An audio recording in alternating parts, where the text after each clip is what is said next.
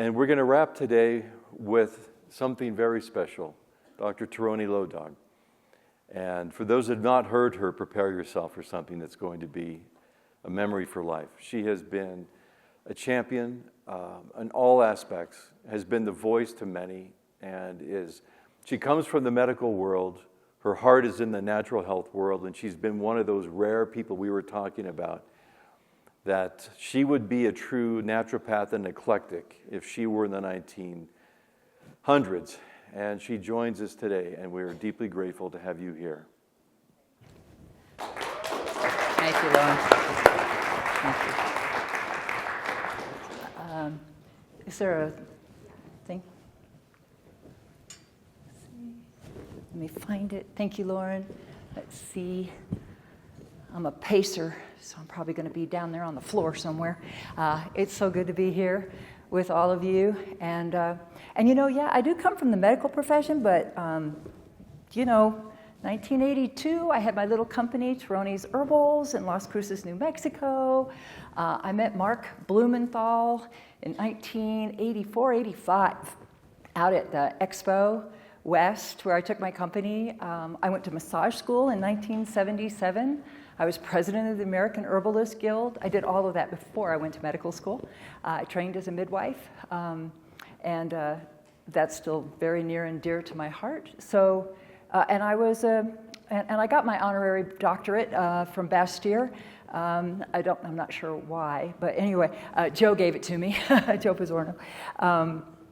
So yeah, I think my heart I think if I had to define myself, I'm a naturalist. That's really who I am, and my heroes and sheroes and people that I've long read and looked to for wisdom outside of my own family, outside of my grandmother's, and that were Aldo Leopold. I loved him. And his daughter was born in Albuquerque, and she went on to be a great conservationist as well. Wendell Berry and The Unsettling of America was a profound book for me. And Thoreau, it's like, he's like, yeah, if anybody comes from the government wanting to help you run, and I was like, that's probably a good idea, right? So it's like I've got a strong streak of libertarian in me. And I'm more of an herbalist, I admit, than probably more of a dietary supplement person. I lean that way, and I personally believe that so many of the problems that we're dealing with today have answers in the natural world. I don't even think you have to consume the plants. I think you can just be with the plants. I think that there's a tremendous body of evidence showing that we need more time in nature, that nature herself is very healing, and that by understanding the natural world and wanting to be a part of the natural world, we want to protect it. We value it, and we value all the creatures that live within it and above it and swim around. So today, I spent the day yesterday, my husband went fishing, and so it was a big deal for me to stay here because, I wanted to go fishing with him. He didn't catch anything, but which is good because we couldn't have figured out a way to do anything with it. He would have had to release it. But I listened to a lot of things yesterday, and so then this morning I got up early and I kind of threw some things together. And so it's going to be a bit of a meandering conversation. But I think it'll hit upon a number of the points that were raised while we were here, and I hope that at the end there'll be more questions that you have than answers, because that's actually the beginning of wisdom, is to actually find questions and then go seek where those answers lie within you. I love roots, I love trees. Our community is like a big forest, isn't it? Like all of us in here, we're like a part of a big forest. We're all these little mycorrhizal sort of little filaments down inside of the soil, and we're all talking to each other. We're all communicating with one another. I mean, think about that work that's been done just in forestry. They know now that if they're logging areas, that if they find the mother tree and preserve her, that actually they can maintain the health of the forest. I mean, there's so much we can learn. People think, oh, it's a tree. How does it communicate? Well, all peoples, including all of your ancestors, all believed that everything is alive, everything is sentient, and everything communicates with others. And so that's a little bit, for me, it's all about the roots. The roots are the starting point. And so Lauren was talking about the starting point of Deshé, the ancient and the modern. And when we think about plants, we think about the roots. We think about in medicine the root cause. Not just this symptom, this symptom, this symptom, but going upstream and it's like, what's happening? What's getting in the way of this person getting better? You know, I serve tea to almost everybody that I see as a patient. I always say, would you like a cup of tea? And people that don't know me are a little disarmed. They're like, I'm like, I can get you a cup of tea. I'll get you a cup of tea. I'll be right back. Just takes a second. Bring them a little herbal tea and sit down with them. And then we have a conversation. Imagine if your doctor offered you a cup of tea and then you had a conversation. What might be different then about that engagement? Because something happens when you serve someone tea. What it's really saying is, I'm here to listen to you. I'm here to partner with you. I want to have a conversation with you. I'm not an expert, and you're somebody that's here to listen to me. I want to engage with you. Root cause, the roots of something. The roots, it's so much of who we are and what we cannot forget. We cannot forget it in this industry because it's not just about the supplements. It is about the consumer. It is about the people. But I would argue it's much bigger than that. It's about our communities. It's about our environment. It's about the animals. It's about the health of our water. It's all of those things. And that's our roots in this community. At least in the herbalist community, that's a huge thing for us. Taking care of our environment. We're not interested in sustainability. I don't want to sustain an already broken kind of environment and system. I want regenerative. I want something that goes beyond just sustaining. I want to build something better. I have a grandchild. I have a little granddaughter. I have a responsibility to leave the world a better place for her and her grandchildren and her grandchildren. That's our legacy. That's part of why you saw nature's sunshine, nature's way, nature's bounty. Nature, nature, nature. Don't forget that. Don't forget that's a huge part of our history and why we're here. And you know, where did it begin? In some Neanderthal cave 60,000 years ago or so? You know, when they find herbs in there that nobody would have eaten. People weren't eating yarrow. Anybody who's never tasted yarrow, you wouldn't eat it as a vegetable. It's bitter. It's nasty. That's a medicine. They found plants that were clearly used as medicine. That shouldn't surprise anybody. It gets all this attention. I'm kind of like, well, that's a surprise? Animals consume plants for medicine. Why wouldn't early people consume them as medicine? Traditional Chinese medicine, wow, old Ayurveda. And these gifts of these systems of medicine that are older than the Greek medicine, older, developed, had their own system of diagnostics, their own way of looking at health and physiology and disease. So much of the wisdom that they held, we are now finding truth to. We're looking at how they saw the body and how they looked at constitution and individualizing treatments. And we're now seeing that actually there's a lot to it. We have personalized nutrition now, right? We're learning about our genetics and microbiome are all different on how I metabolize something, what my needs are. And somehow, thousands of years ago, without all this testing, they kind of knew that. That's fascinating. My kids were homeschooled. I homeschooled my children. They turned out okay. Don't have two heads. They both got jobs. It's okay. But part of their homeschooling, I used to tell them, people that lived thousands of years ago, tens of thousands of years, they weren't any less smart than you. People that made pyramids were not less smart than you. People that made a calendar that is more accurate than our own were not less smart than you. You have the advantage, though, that you can learn from all the people that came before you and take all of that wisdom and gain wisdom from it and then create your own experience. Primary experience is still very, very important. somebody alluded to this. Your mother went in, they couldn't figure out what was wrong with her, and then she got better. And it was an individual experience. Sandy Gooch, I do love you. Thank you, our wise woman here. But that whole individual, that's what everybody, I'm an individual. I want you to see me for who I am. And I want to find the medicine that works for me. That's what all of these systems here did. Neanderthal, maybe not so much, but all the systems of like traditional Chinese medicine, Ayurveda is complicated, complex. It's mind-bending, and it would take a lifetime to learn it. Boy, is there a lot, though, we can take from it.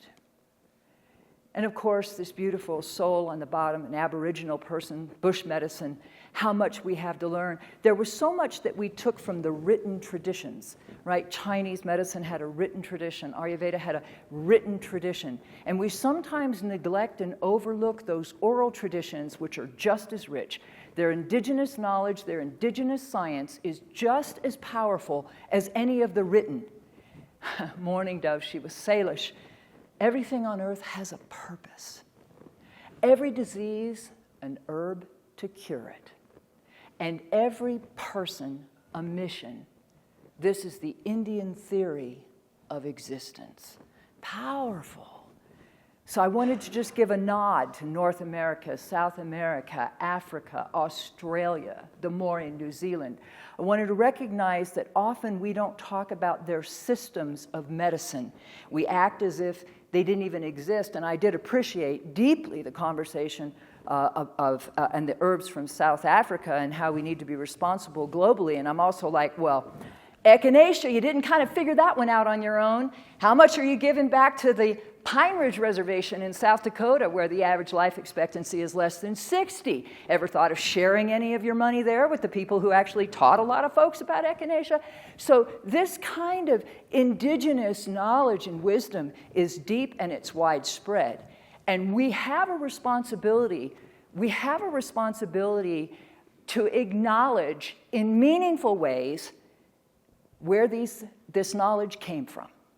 Where the knowledge came from, and to support in ways that we can. Cooperatives, starting cooperatives, helping tribes, helping nations be able to come up with cooperatives, doing forward contracting with them. There's many ways that this can be done. And it would be supportive to the communities, and also, rhodiola, you need rhodiola. How about Canada? Some great cooperatives up there. Get a number of the nations to help working with you. It just takes creativity and will. I love plant people because wherever you go, they're so generous. They're so generous. Plant people will share with you what they know, and they know so much. My husband and I spend a lot of time in Africa, several months a year, and we've done so for quite a few years now.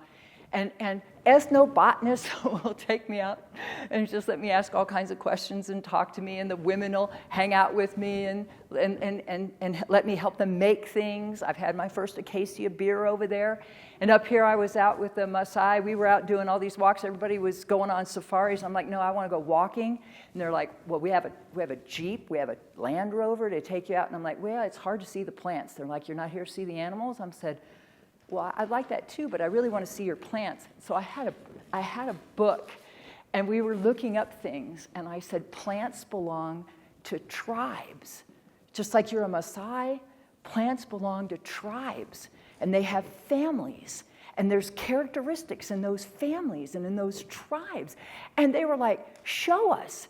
And we were sitting out for hours. My husband took this book, and we were talking about tribes and families, and they were sharing all kinds of things that they knew with me. The natural world is so unexplored, and there's so much out there that could help us, not only with the creation of new medicines, but also with making more of a global community of people communicating with one another. The more you know somebody, they become not them and other, they become part of your family. And you want to protect them and care for them too. So it's a global community. Now, I don't know where I'm going. Here, there. I wanted to start here with Hippocrates. So, he was okay. I liked Hippocrates. There's like 60 books attributed to the corpus of Hippocrates. He was very prolific. I know he didn't write all of them. A lot of his students probably wrote them. He didn't really like midwives, so that was kind of a sticking point for me as a midwife. But I appreciated that at the end of his life, a man who knew hundreds and hundreds and hundreds of herbs said that it came down to 28, and that those 28 herbs he could treat basically anything with. And I'm reminded that instead of knowing hundreds of herbs, it's actually better to know one herb you could do 100 things with than 100 herbs you could do one thing with, right? These plants have so many different ways in which they heal us. So when I heard this long time ago about gut, I was kind of like, I'm not sure all disease begins in the gut, right? This was before the Human Microbiome Project. And now we actually know that there's a lot of truth to this. Now, I'm leading this into plants here in just a moment, but I want to just step back for a moment. Now that we're talking about this microbiome, I'm sorry, I got to put that down. This microbiome gut-brain axis, right? So it's not just the mind-gut, it's the microbiome, and it's the gut, and it's the brain. And all of this thought that we used to have about depression being a little serotonin imbalance and that is long gone. It's long gone. Because not only can I give you something that increases your serotonin and it makes depression better, but studies in Europe showed that you can inhibit serotonin and make people better. It's not that. Serotonin is not the major player in depression. Certainly stress, adverse childhood events, trauma, little t, big T, can all affect that. But now we know that probably most of this is impacting us through the gut. Researchers have found that if you don't have a diverse microbial community, I love that. I need diversity. I need diversity in my friends. I need diversity in research. I need diversity in my gut. Diversity is a good thing. That if I don't have that diversity, if I don't have a strong barrier that can keep things inside my intestine and that are supposed to be there and not keep them out of my bloodstream, then it can make me sick. And the way it does that is by driving inflammation. And when you drive inflammation, that drives basically all disease, especially all disease that is associated with aging.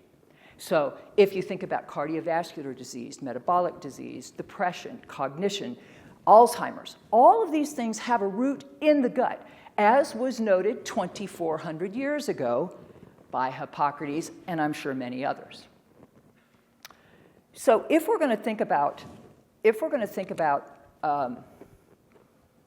how you're going to have a healthy human later in life, you better start while that baby's still in the uterus. There was a whole area at the NIH called the fetal origin of adult disease, and it's been changed now to the developmental origin of health and disease. They changed the name. But it's all the same, because what happens inside that uterus sets the stage basically for a lifetime of health or sickness. Now that's huge. And the thing you got to be careful is, like women, we already feel like we got a lot of pressure on us about everything. And so when women hear this, they're like, oh my gosh, I screwed up my kid for life. We don't want that. That's not what we're talking about. What we are saying, though, is that there needs to be an investment in helping women who are pregnant to ensure that they're getting proper nutrition, that they're getting proper nutrients, that we're very careful about when we do C-sections. In a healthy population, about 10% of births are going to be by a C-section. That's just the way it is for the mom, protection of the mom or the baby. When you've got some areas where it's 40 and 45% C-section rates, that's absurd. My husband and I were coming back, get upgraded, we're in business class, we're coming back from Europe, it's amazing. We're on that plane, there's a woman right across the aisle, she's pregnant. And so anyway, I couldn't help myself. I was like, oh, how are you doing? When's your baby due? She goes, the baby's going to be born on June 13th or something like that, whatever the date was. And I said, the first baby? She said, yes. And I said, sometimes they come a little later, sometimes a little earlier. She goes, no, it'll be born June 13th. And I said, oh. And then she goes, I'm a lawyer, and I'm very busy. And so I've got a big case that's going to be coming up. So I've worked out with my OB. I'm going to have the baby on June 13th because the trial starts on July 1st. And so my husband at that point is like squeezing my leg, like, don't say anything. And I'm like, oh, Oh, and he's like, please don't. We're on a plane going 700 miles an hour in the middle of the sky. We can't get out of here. Like, be quiet. But part of my mind was just like, wow, like, wow, okay. The other thing was like, honey, you might think you're going to be at work in 2 weeks, but having a baby and a C-section is not like what you think it is. It's going to be harder to heal. When we look at the early origin of that baby inside the mother's womb, you can see on the top part that these are all the things that are good, healthy things, right? Normal microbiota development, maternal health, well-being, a good diet, a natural birth. Doesn't mean she didn't have an epidural. We're just talking it was a vaginal birth. It was a vaginal birth without antibiotics. Breastfeeding for 6 months, getting probiotics, prebiotics. I didn't touch it. That was not me. I did not do that. Okay, I purposely left it here. And you can see sort of here how that all works. And then if you come down here, you see maternal antibiotic use, stress, poor diet, micronutrient deficiencies, lack of maternal microbes. And what I want you to come down here and see, early introduction of solid foods, it's like our granddaughter, I helped subsidize their finances so she didn't have to go to work for 6 months, so she could breastfeed that baby for 6 months. And my son's like, well, no, she can pump. And I said, honey, the minute she goes back to work, it just gets harder. I did that for you kids, and it's just hard. I said, I want to invest in her health. And so for me, she's only 6 months. She's going to live to be 80 years old. It's only 6 months. I'm going to help if that will help you all. And they said, yes. Baby was breastfed for 6 months and doing great. I used cramp bark actually with my daughter. I almost lost my daughter. Michael Moore, a good friend of mine, had been out harvesting and I was having hemorrhage. I was bleeding, 16 weeks pregnant with her, and Donna Chesner, his partner, brought me over some fresh cramp bark. And I would drink it and my uterus would just calm for hours and hours and hours, like literally just quiet. And then it would start to go and I'd drink a little more, quiet. I mean, once you've it was one thing to give it to lots of women over 40 years. It was something else to experience it myself. But it's also important to remember that some of our history in this country is hard. It's hard. Women, black women, who were essentially raped by their owners, think about that language, were forced actually to drink Black Haw every day to prevent abortion, because many of them were also working in cotton fields and they were drinking the cotton root bark trying to abort the baby. And Black Haw will overpower anything in cotton root. It's very powerful. We don't have tocolytics. We don't have any new things for premature birth, and we know the problems with it. Why isn't this being researched? Why isn't there more investment in this? This is powerful. Bitter receptors in the gut. So that's probably where we have the most history of it, and I just want to point out that they do a lot of things. They do interact with GLP-1, but they also interact with ghrelin, and they also interact with CCK, cholecystokinin. And that's just a little thing over here. You can see it causes bile to be released into the duodenum, which makes you digest your fats. It causes the digestion of food. It slows down gastric emptying so that you feel satiated, right? So you feel full, and induction of satiety in the brain. We have a few, it was mentioned the other day, about hops out of New Zealand. They've patented a strain of hops there. They've done about 10 years of research on it and found that it definitely binds GLP-1, like an Ozempic would, and it can help with satiety and maybe a little bit with weight loss. But let me just say, we've known about this longer than New Zealand did anything. We knew this first back in 2002. We were understanding what hops did. If you took it before a meal, it's increased your appetite because it induced ghrelin. And then it stimulated CCK and GLP-1. So you had both things. It kind of got your appetite going, made you hungry, ready for your meal. And then, as you're eating, it slows down your digestion. It tells your brain you're full. and you eat less. So we've known this now for quite some time. Now we have numerous studies showing it, and New Zealand holds the patent on that hops extract. I know that they have a patent on it. I'm just telling you, I think it's going to be hard because hops, there's nobody in the world that has more data on hops than the United States, because we've invested millions and millions of dollars in hops cultivars because of craft beer. We have these so well characterized that it'd be very easy to make a hops extract that would do the same thing. And people ask me all the time, does hops really help with sleep? I'm like, oh, it only helps people really for sleep who are hot at night, restless, throw the covers off. Hops is really only good for that kind of person. So 30 years ago, we were using it in menopause for hot flashes and night sweats, and now everybody's like, oh, you can use it for menopausal night sweats. And we're like, yeah, where have you been? I mean, we've known that a long time. That's one of the archetypes of hops. You know, if you use hops, that's what it does.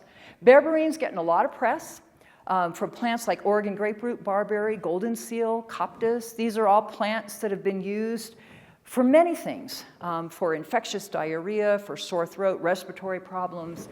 But now we're looking at berberine, and we're seeing that it has a beneficial effect on many things, on blood sugar, on metabolism, on lipids, insulin resistance, beneficial effect in GI infections that cause diarrhea, and yes, depression and anxiety, all because of the same thing with these bitter receptors.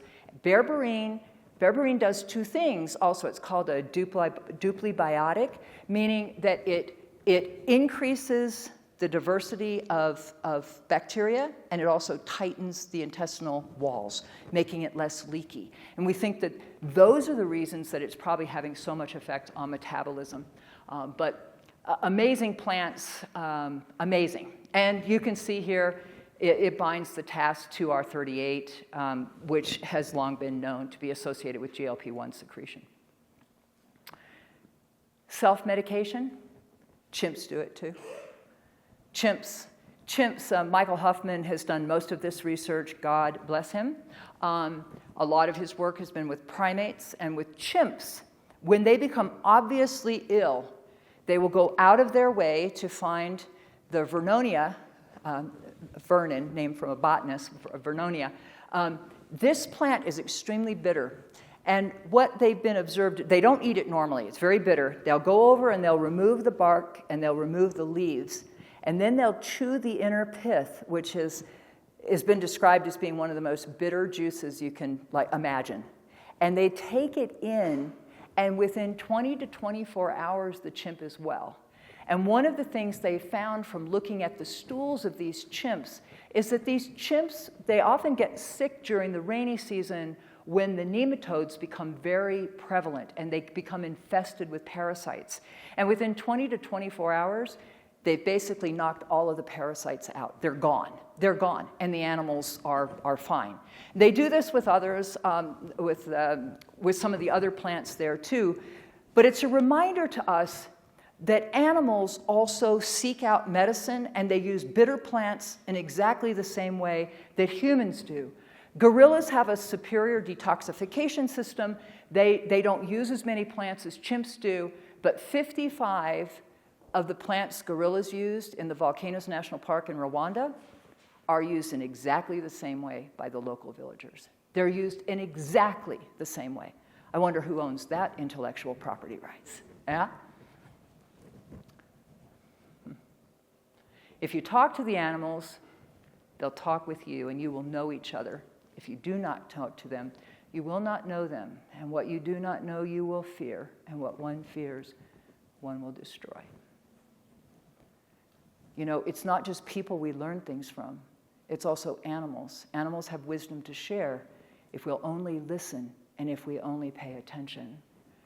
I live deep in the forest. These are just a few of my bears. We had 13 last week. That's Zoe standing up with her 2-year-old cubs. That's Jabari. On the right is Hercules. He's actually the father of these cubs. People are like, you have 13 bears, you're not afraid? And I'm like, why would we be afraid? Well, you live so far out here. Like, you've got mountain lions and bobcats and all these bears. And I'm like, you live in Los Angeles. Yeah, but animals are so unpredictable. I'm like, no, they're very predictable. It's those that walk on two legs that are fairly unpredictable. Yes, we have horses, we have dogs.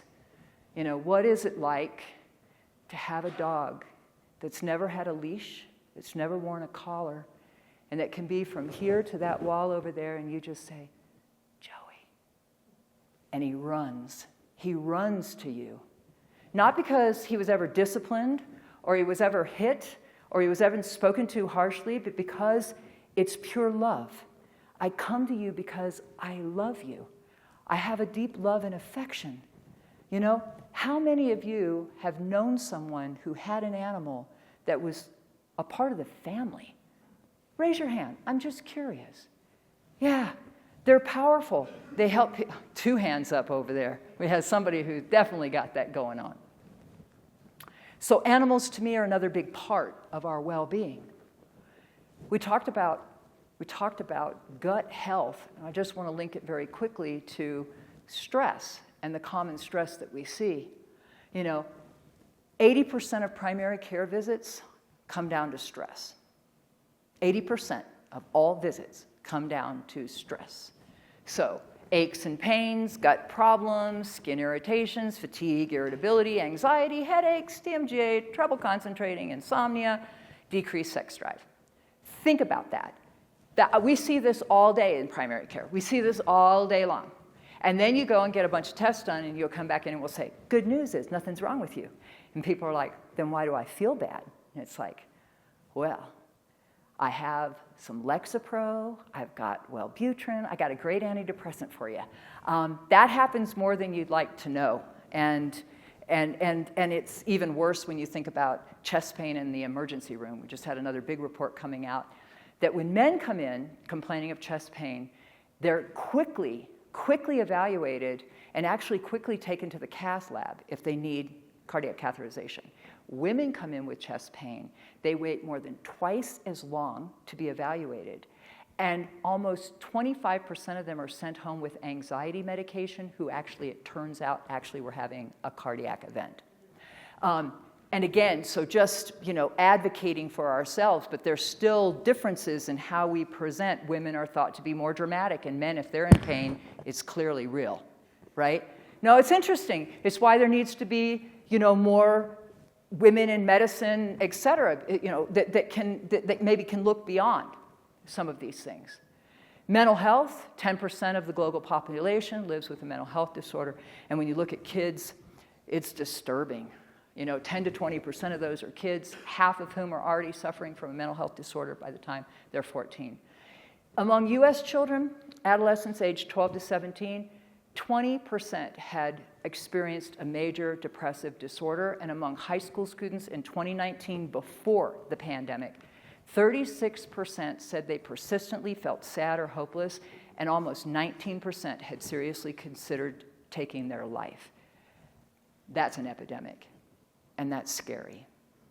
And I think back when I was a kid, and I'm thinking, I probably was oblivious. I mean, teenagers are all oblivious, but I don't remember that. I don't remember that persistent sadness. Yeah, there were kids that were sad, but it wasn't so prevalent. This is harsh, and yes, it has to do with social media. Yes, it has to do with all these kinds of things. But I would also say, I can induce depression in you by feeding you a high glycemic load diet for 5 days. That was shown. In 5 days, in otherwise healthy people, I can put them on a high glycemic load diet. That means a diet that makes your blood sugar go up, then go down, right? Up and then down.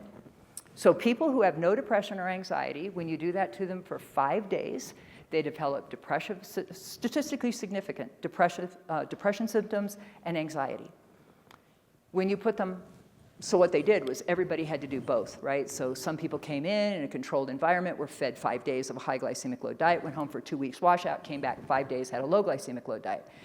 Nothing happened bad on the low glycemic load diet, but significant change in behavior, in mood, in people that were given this kind of diet. And I'm looking at this going, that's not even a high glycemic load diet. That's like a typical American diet.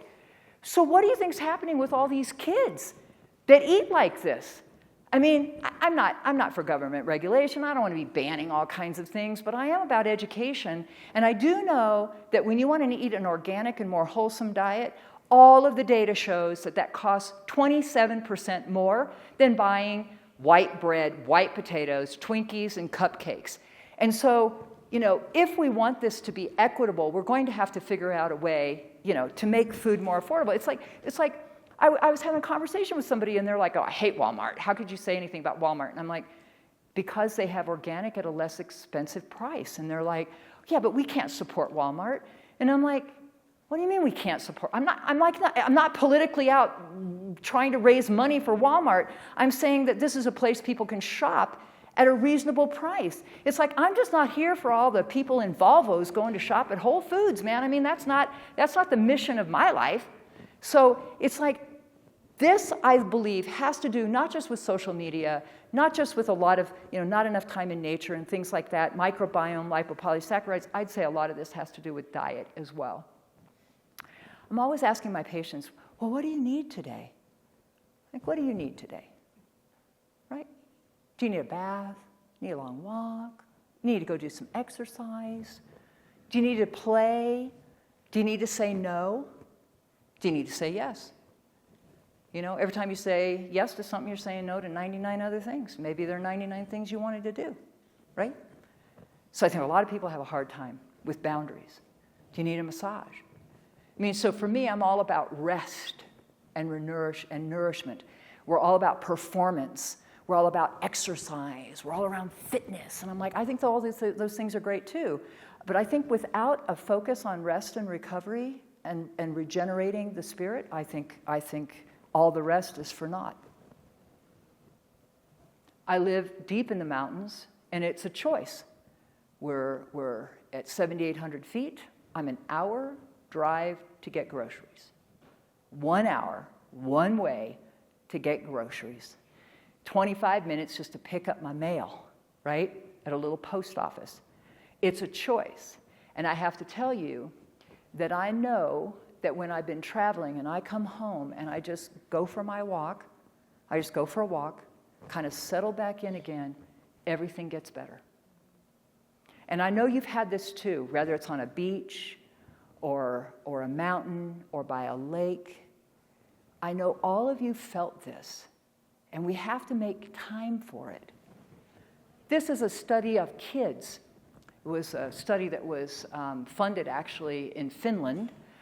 Those Scandinavians, man, they got it going on. I'm just saying. But they funded this study, and they wanted to look at 10 different daycare centers. And they wanted to see and compare over a 28-day period.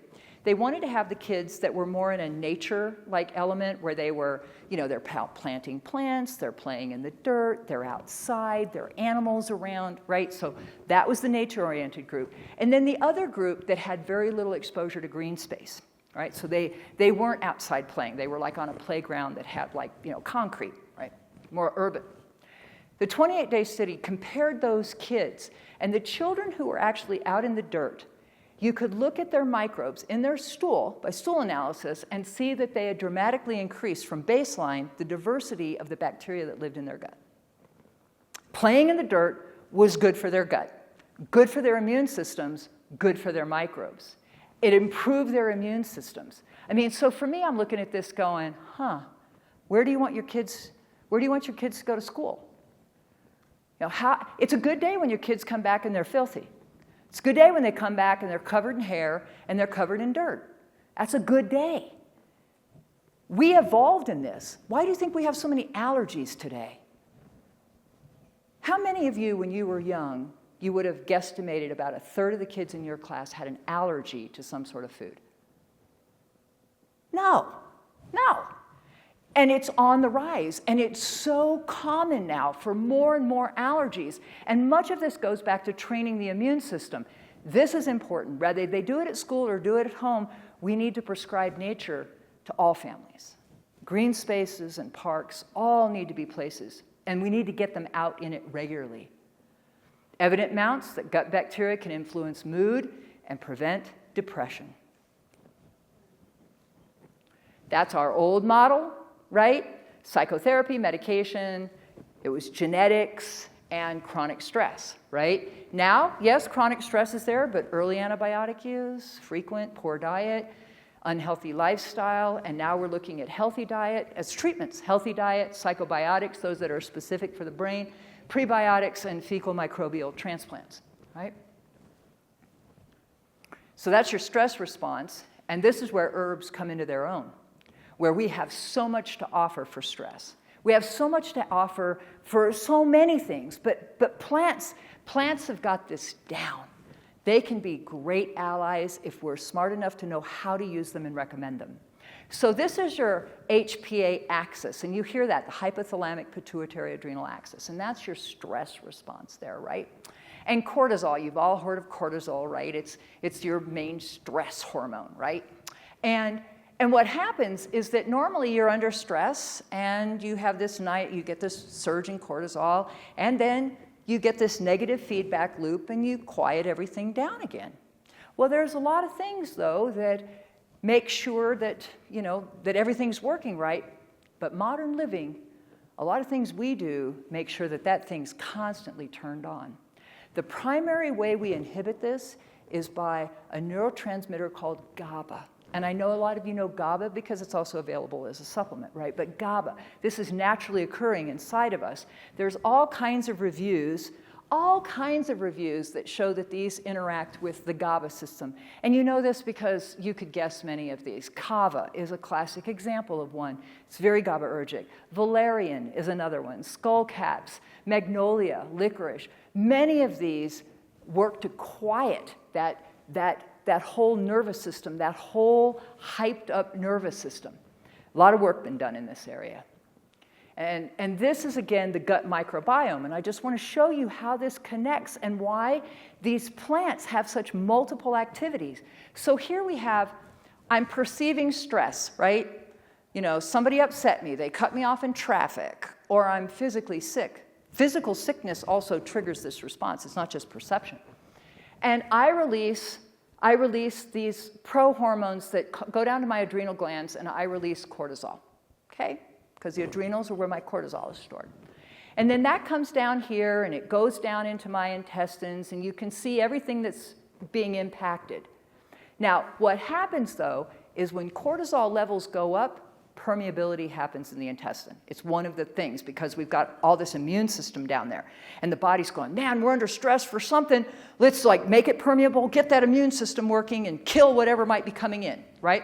Okay, well, that's fine and dandy if it's momentary, but that's not what happens. In many cases, this is chronic. A leaky gut then drives this inflammatory state. And when you start to release this interleukin-6, it does something very interesting. It starts to decrease the cortisol receptors, and you don't get that nice negative feedback loop. You just don't get it now. And so you just keep making more and more cortisol, more and more cortisol, more and more permeability, more and more leakage, more and more inflammation.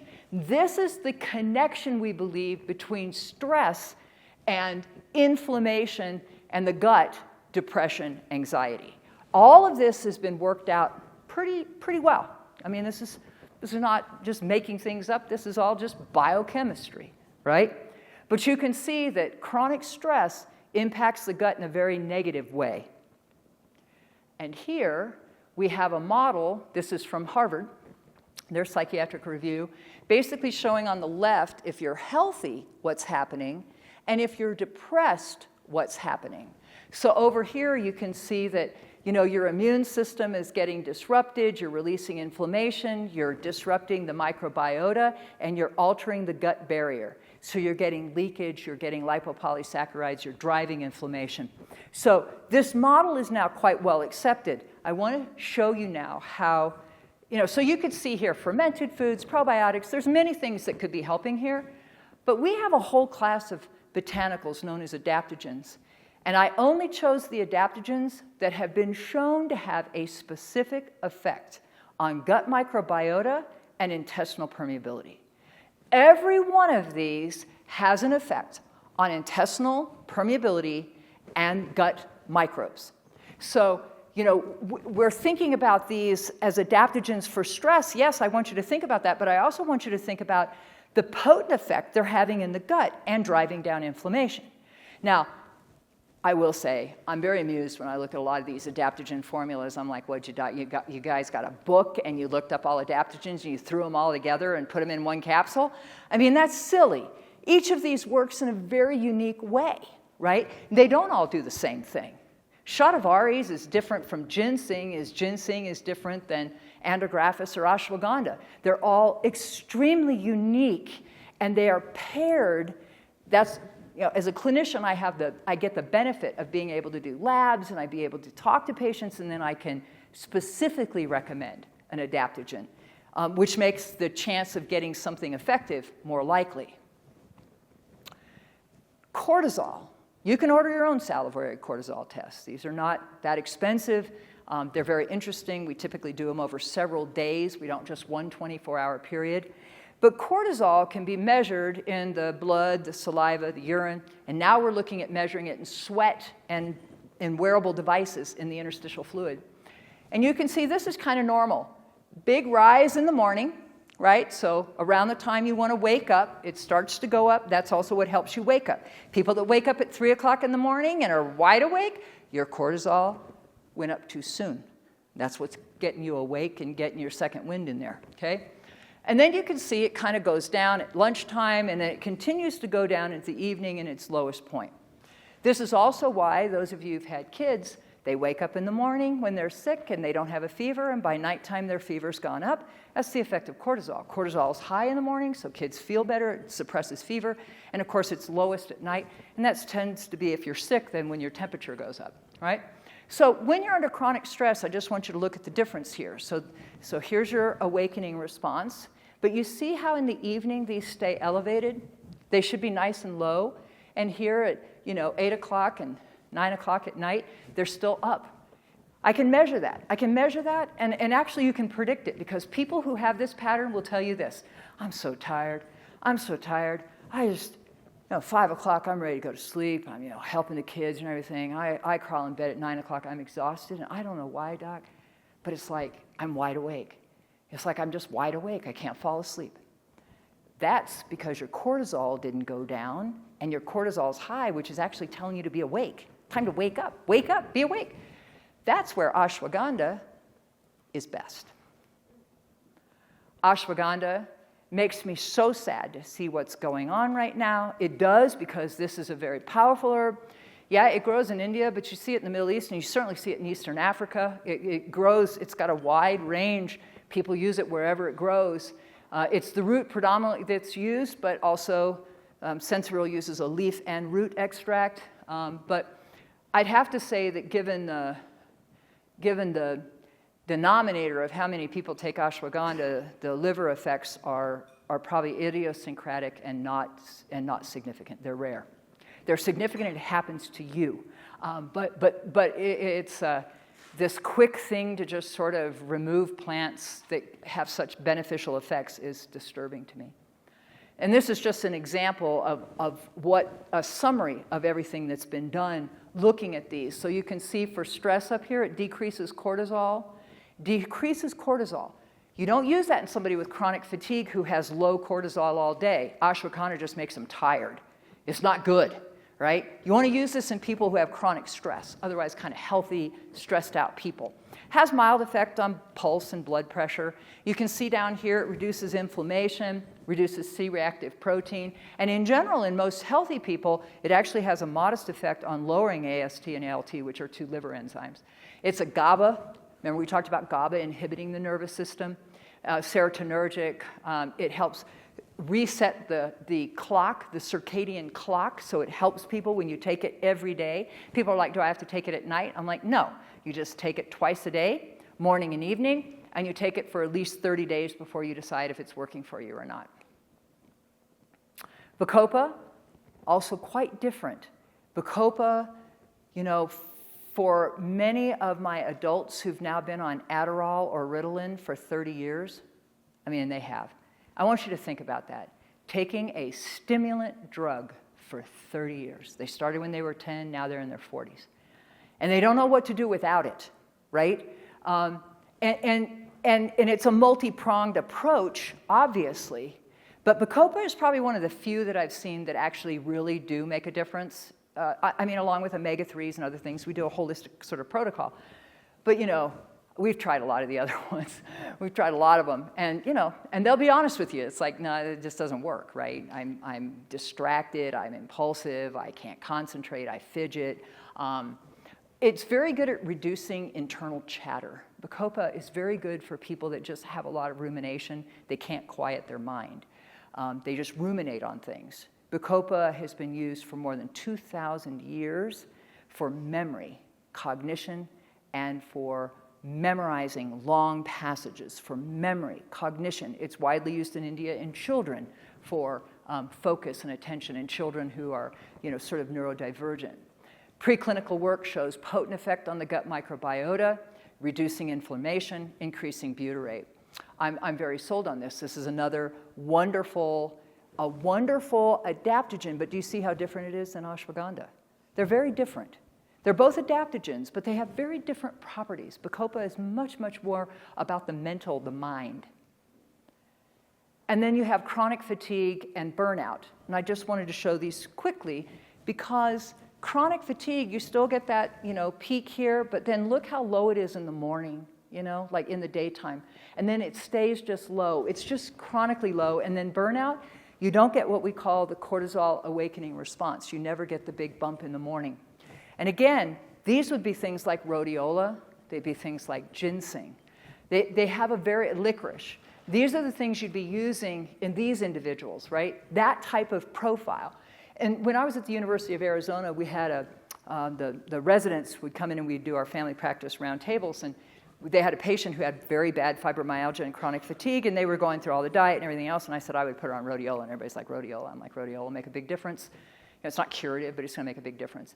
That patient, of course, because we were following the patient in roundtables, the residents were representing, she wasn't cured by any means, but by 8 weeks, she was getting up and taking her daughter to school, which she hadn't done for months.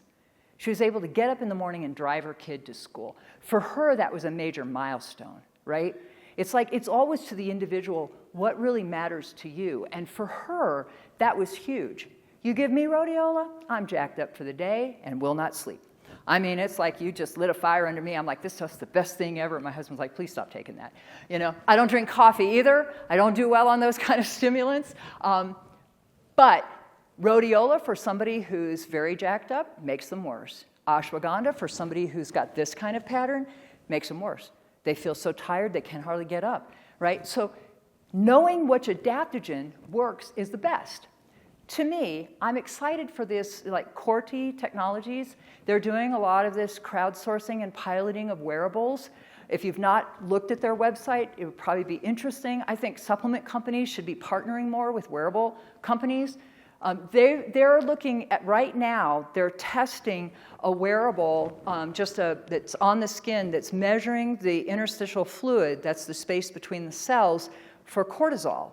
And so in real time, we can be tracking what your cortisol is, not on just 1 day or 2 days, but over weeks, 10 to 14 days, we can get a big picture. We can know the baseline. We can monitor whether things are getting better or worse. Why wouldn't you do that as a company to help people figure out which product is going to work best for them? I mean, you know, you're not treating a disease. You're saying, hey, stress, you know, you're not sleeping well. Let's measure your cortisol. Let's kind of see, you know, are you a rhodiola person? Are you a holy basil person? What are you? And using this technology and then having them crowdsource it. I mean, this is like powerful kinds of stuff, and it comes back to an N of one, an individual. I actually love this myself. When we look at wearables, 57% of people have a smartwatch or a fitness tracker. 87% track their health metrics, their heart rate, their steps, their physical activity. I have a watch and I have an Oura Ring. It's a little better for sleep, I think, the Oura Ring. 39% monitor their calories or nutrition with their device, right? Feed it right to their phone. But look at this, 47% share data with their docs or their healthcare providers, and 42% would be willing to share with their data for other people, right, to get personalized recommendations. So why are supplement companies just not more partnering with those? And I know a few are, but so much more, like heart rate variability. I'm having you drink a cup of calm in the afternoon. What does your heart rate variability do, right? Like little things that could be done. You could even make it like contests for your members, like for people. They could do it as a contest and sort of see, like, and they're all sharing what works for them. People love that because it's individually based. We're doing shirts now, shirts that are snug, that can measure a vast array of things, including cortisol and melatonin. I mean, so we can begin to get so much data, and people can do it on their own. This is an N of 1 study for all of them. These CGMs, you know, these I think are transforming care, and I was so glad when finally the FDA said, okay, you can have these without a prescription. You know, yes, you can use them if you're not diabetic because, gee, guess what? It might be useful for you to figure out what makes your blood sugar go up and which makes it go down, right? Because so many people have pre-diabetes. So, you know, you got the Dexcom and you got Freestyle. These are so easy to use. Patients love them. And I do experiments with them. I'm like, okay, so that's cool. So text me what you got today, like, you know, from your last experiment. Okay, good. So now tonight, you drink wine. I want you to drink your wine, and then I want you to test your blood sugar for the next couple of hours, right? And people are like, oh my God, you know. It's like, does that mean I can't have wine anymore? I'm like, very interesting. I exercise. What happens to my blood sugar? And if I have protein or after my workout, I have carb before, what happens to this? So it's just a way. I think it's a game changer.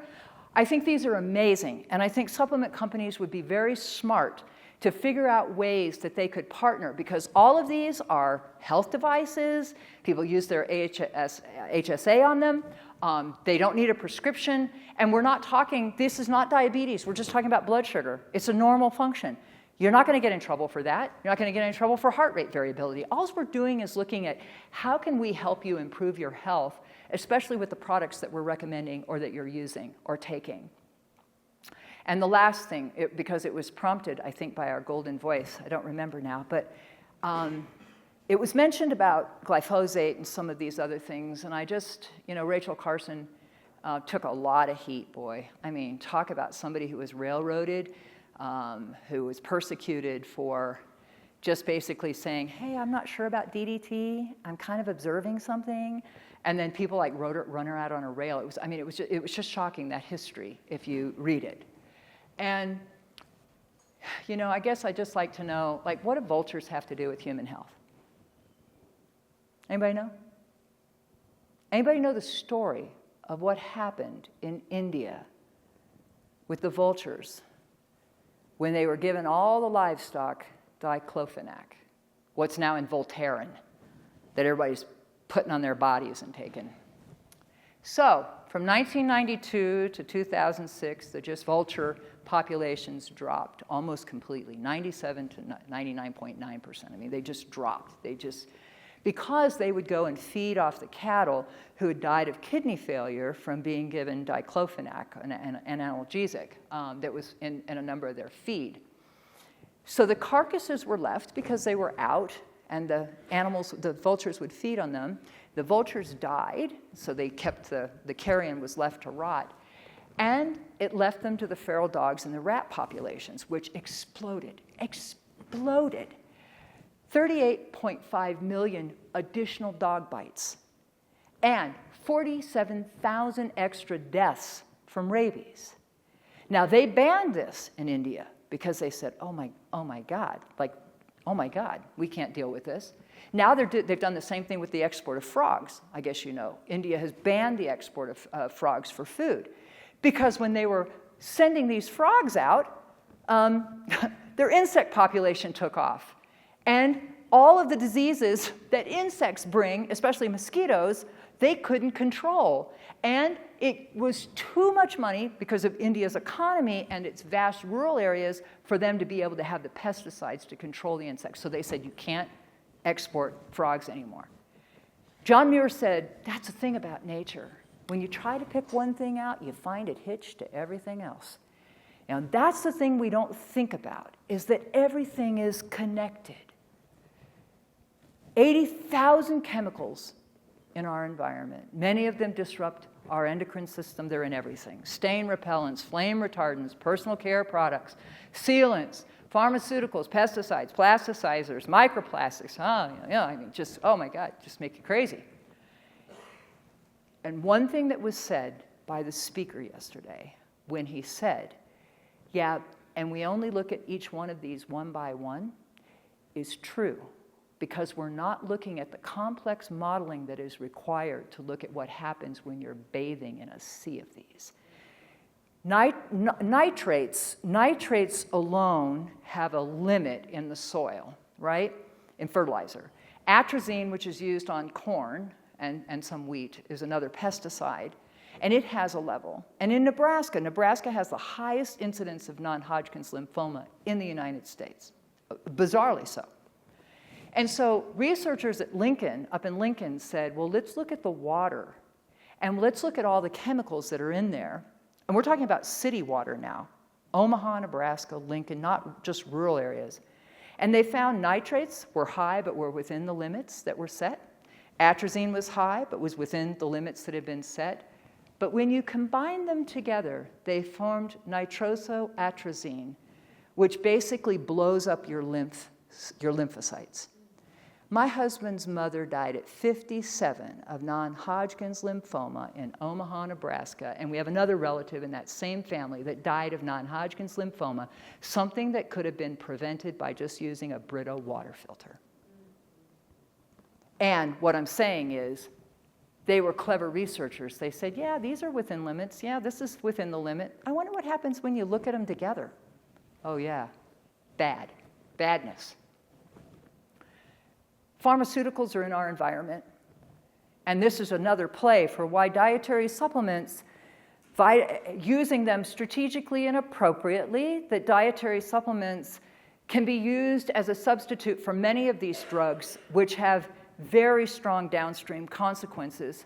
Only a fraction of oral drugs are metabolized. Most of them are excreted into the water system, where they're amplified by the bacteria that are in our water systems. Unabsorbed topicals that are washed off into the water. One man using a testosterone cream releases as much hormone into the water as 300 healthy men. Estrogen creams, progesterone creams, testosterone creams. So what I'm saying, you have to be thinking about these things. Where do they go? They're not inert. They change the sexual characteristics of frogs and fish. They change the behaviors of birds. And we're looking today, we're having this mass conversation around trans children. And what I'm saying is, like, I'm sure that some children just lean one way or the other, but why would you think that biologically we're not seeing these same shifts when these kids are exposed to these things in utero? This could be biological, and we're having a political fight about boys and girls. I'm like, this could be a canary in a coal mine. This is ridiculous. And it also is just bad science. It's bad science, and it's terrible that we're risking children's futures because we can't think about better ways to control these things in the environment. Your municipal water systems are not removing most of this pharmaceuticals, by the way. We don't have the technologies yet to do it. Someone asked, are these affecting hormones? And I am just saying, absolutely. The Endocrine Society has come out and said they are endocrine disrupting chemicals in the environment, which are changing sexual reproductive hormones, thyroid hormones, growth hormones, and act as obesogens in a significant number of people. And these happen at very, very low levels. You don't need huge levels, they're low levels. And these effects may be transgenerational, meaning that if it affected me, it'll affect my offspring and will affect their offspring. These are serious things, you know? And you know, there's no reason for, I can't tell you, I work with a fair number of high net worth individuals, and all the men are on testosterone. They're all on testosterone, and everybody's on everything. I'm just sort of like, you know, you cannot judge an individual because you're just coming alongside that individual, but people are taking things that are not necessary for them, and we have not figured out how we're going to address these things in our water, in our foods, and in our environment. My thoughts, which I have presented to nobody who'll ever listen, but to Congress, was, you know, I do think that as a physician I have a voice. I have a voice. I take care of people, right? Federal limits on pharmaceuticals should be placed for water, in water sources. There should be limits along with other compounds. And it should be based on science and the precautionary principle, which means I don't have to have every last little piece of evidence to know that most of the evidence is all pointing one direction. We should err on the side of safety when it comes to these kinds of things. We can remove ashwagandha and we can take off turmeric, but you're going to let this stuff in my water supply. I'm just telling you the world is upside down and inside out. It's just crazy.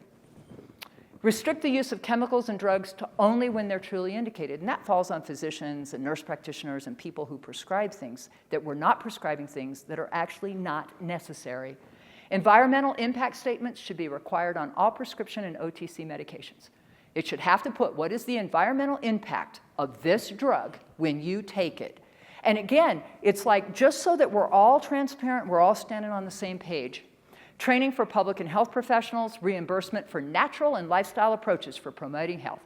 We should be actively telling people how they can use their lives to be healthy, which would include natural medicines, natural supplements, but also meditation, fitness, healthy diets, all of those kinds of things. There should be tax credits, there should be ways to incentivize. Heavy investment in analytical modeling, we do. We need the analysts, the methods people, and AI, to study chronic exposures to these complex mixtures of compounds, both in utero and at different stages of life. And develop and implement the most economical and effective technologies for the removal of pharma and other compounds from water systems, and that should be paid for by the pharmaceutical and chemical companies. That's who should be paying for it. That should just be part of, what they do, right? If I'm Dow Chemicals, if I'm Bayer, I pay a fee for this to help make sure that those things are cleaned out of the water so that they're within a safe limit. The lesson from both our agricultural and medical experience is remarkable for its consistency. Ignoring the evolutionary attributes of biological systems can only be done at the peril of ecological catastrophe. Mark Lappe, when antibiotics fail, because that's where we are. When you got a 32-year-old healthy woman who dies from a bladder infection because there's not a single antibiotic that'll treat it, that's scary. And there are no real antibiotics in the pipeline right now because there's no investment in it. And within 2 years of introducing an antibiotic, we already begin to see resistance, because the problem is antibiotics are like our modern warriors, and they should be reserved only for those cases where they're really, really necessary. And we should be using all kinds of other things to help for lesser infections, which can be easily treated with more natural compounds. If we wish to create and practice healing, we must actively support the deeper connections that foster healthier people, healthier communities, and a healthier world. And I don't know if that's what Lauren wanted me to do, but that's what you got. So, thank you.